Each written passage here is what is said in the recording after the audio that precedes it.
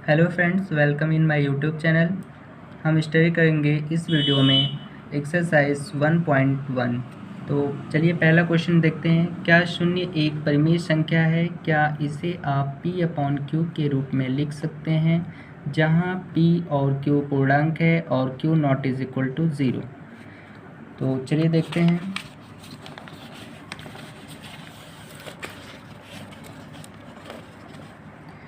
तो पूछा था कि क्या शून्य एक परिमेय संख्या है। तो फ्रेंड्स, हाँ शून्य, तो आपका आंसर होगा हाँ, शून्य एक परिमेय संख्या है।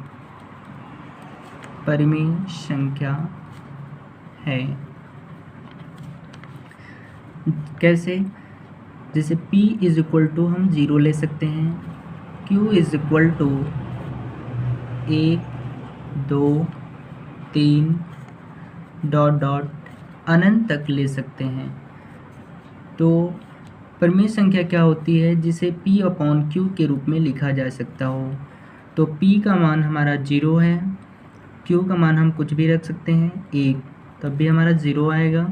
अगर हम P का मान 0 ही लेंगे और Q का मान 2 लेते हैं तब भी 0 आएगा। अतः इससे स्पष्ट है कि शून्य एक परिमेय संख्या है।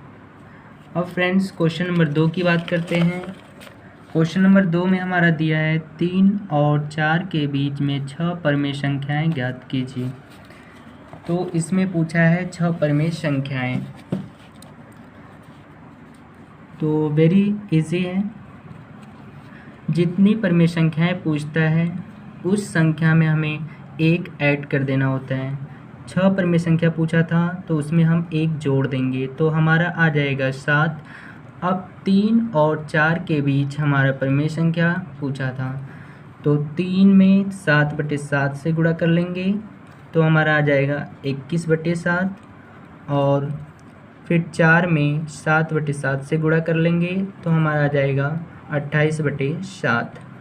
अब इन दोनों के बीच 6 परिमेय संख्याएं पूछा था, तो 21 के बाद हमारा आता है 22/7, 23/7, 24/7, 25/7, 26/7 और 27/7। तो ये हमारी हो गई 6 परिमेय संख्याएं, 1 2 3 4 5 6। इसी प्रकार क्वेश्चन नंबर 3 है। क्वेश्चन नंबर 3 देखते हैं। क्वेश्चन नंबर 3 हमारा दिया है 3/5 और 4/5 के बीच 5 परिमेय संख्याएं ज्ञात कीजिए। तो सबसे पहले हम यह देखेंगे कि कितनी हमें परिमेय संख्याएं ज्ञात करनी है। तो क्वेश्चन नंबर 3 में 5 परिमेय संख्याएं पूछा था, तो 5 में हम एक जोड़ देंगे। जितनी परिमेय संख्याएं पूछता है उसमें एक जोड़ देते हैं तो हमारा ये 6 आ जाएगा। अब 6 को 3/5 में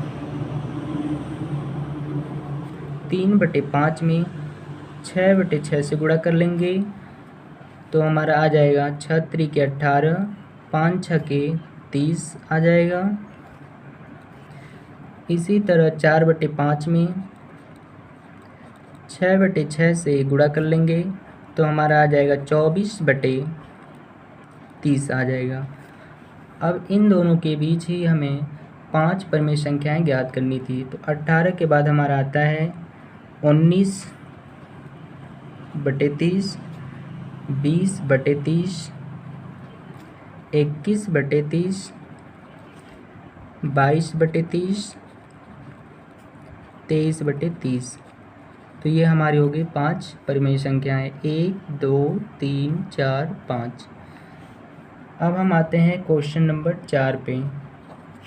तो क्वेश्चन नंबर 4 हमारा दिया है नीचे दिए गए कथन सत्य हैं या असत्य हैं, कारण के साथ अपना उत्तर दीजिए। पहला क्वेश्चन है प्रत्येक प्राकृत संख्या एक पूर्ण संख्या होती है।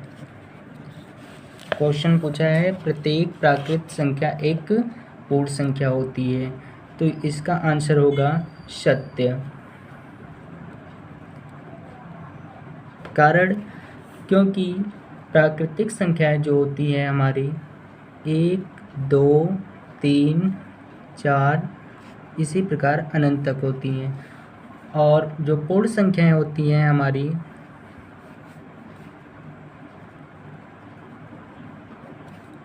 पूर्ण संख्या जो होती है 0, 1, 2, 3 ... अनंत तक होती हैं। अब देखिए प्राकृतिक संख्या में जो संख्याएं हैं वह संख्याएं पूर्ण संख्या में शामिल है, इसलिए प्रत्येक प्राकृतिक संख्याएं पूर्ण संख्या होती है, अतः यह कथन सत्य है। सेकंड क्वेश्चन कहा है प्रत्येक पूर्णांक सेकंड क्वेश्चन कहा है प्रत्येक पूर्णांक एक पूर्ण संख्या होती है।